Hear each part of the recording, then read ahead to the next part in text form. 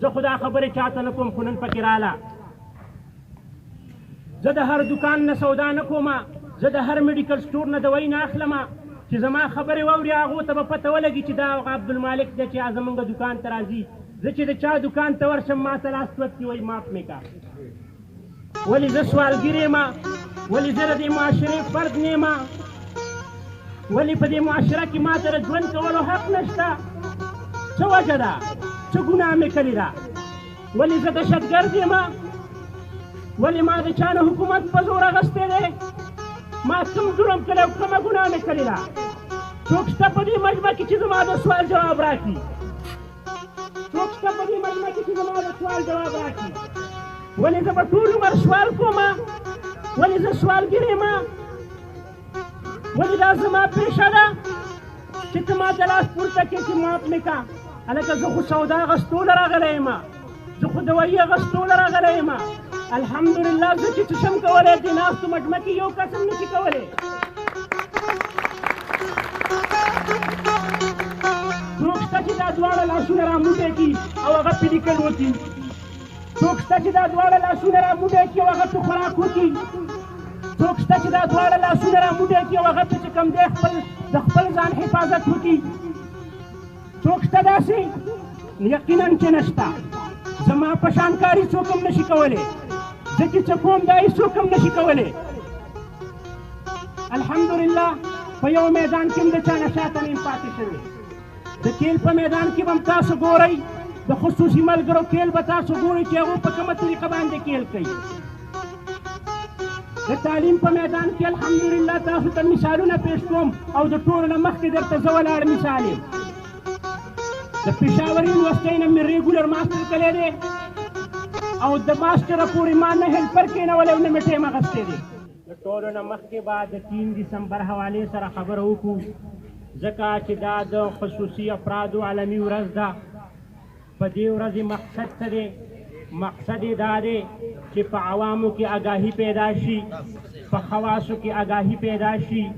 عوام د دې خبرې نه خبر شي معاشره د دې خبرې نه خبر شي کومه معاشره چې ذهني معذوره ده چې ذهني معذوري ختمه شي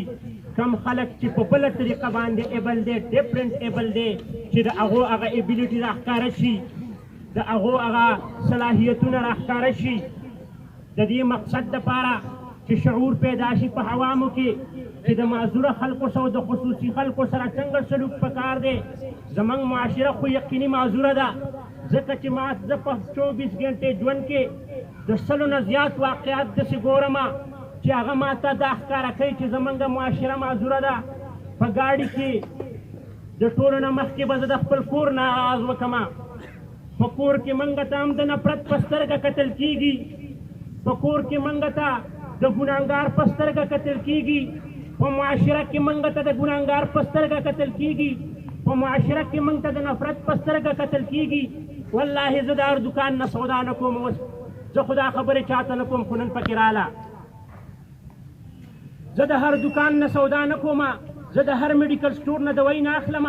چې زما خبرې واوري هغو ته به پته ولګي چې دا عبدالمالک دی چې زمونږ دکان ته راځي زه چې د چا دکان ته ورشم ما ته لاس توتکي وایي معاف مې کا ولې زه سوالګر یم ولې زه د دې معاشرې فرد نه یم ولې په دې معاشره کې ما ته د ژوند کولو حق نشته څه وجه ده څه ګناه مې کړې ده ولې زه دهشتګرد یم ولې ما د چا نه حکومت په زور اخیستی دی ما کوم جرم کړی او کومه ګناه مې کړې ده څوک شته په دې مجمع کې چې زما د سوال جواب راکړي څوک شته په دې مجمع کې چې زما د سوال جواب راکړي ولې زه به ټول عمر سوال کوم ولې زه سوالګر یم ولې دا زما پیشه ده چې ته ما ته لاس پورته کړې چې معاف مې کا هلکه زه خو سودا اخیستوله راغلی یم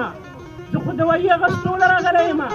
الحمدلله زه چې څه شم کولی دې ناستو مجمع کې یو کس هم نشي کولی څوک شته چې دا دواړه لاسونه راموټی کړي او هغه پیډیکل وکړي څوک شته چې دا دواړه لاسونه راموټی کړي او هغه په خوراک وکړي څوک شته چې دا دواړه لاسونه راموټی کړي او هغه په چې کوم دی د خپل ځان حفاظت وکړي څوک شته داسې یقینا چې نشته زما په شان کاري څوک هم نشي کولی چې څه کوم دا هېڅوک هم نشي کولی.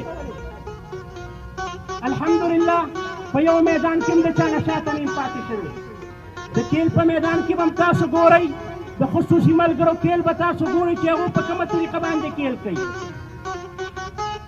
د تعلیم په میدان کې الحمدلله تاسو ته مثالونه پیش کوم او د ټولو نه مخکې درته زه ولاړ مثال یم.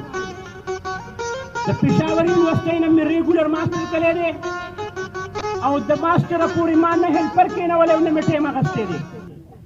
بلکې د نارمل پرسن په شان به ما تعلیم کلی دی. ما ته به زما ملګرو ویلو، ما ته به نورو خلکو ویل ته ځان دپاره رایټر کېنوه، ما به ویل نه زه دې خلکو ته کښېمه چې زه کولی شم. په ما کې طاقت شته دی، په ما کې ابیلیټي شته دی، خو چونکې زما معاشره معذوره ده ځکه چې کوم دی زه دې خلکو ته معذور ښکارم. وی چې د مینې په مطلب هم نه پوهېږي، زما ژوند په داسې خلکو کې تېرېږي، خدایه هغه خلک ولې نه دردېږي چې زمونږ په دردونو نه پوهېږي.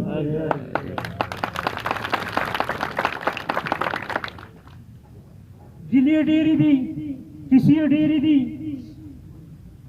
د عوامو نه هم شته، د خواصو نه هم شته، د اعلی چارواکو نه هم شته، د پارلیمنټرین نه هم شته، خو وخت دومره نشته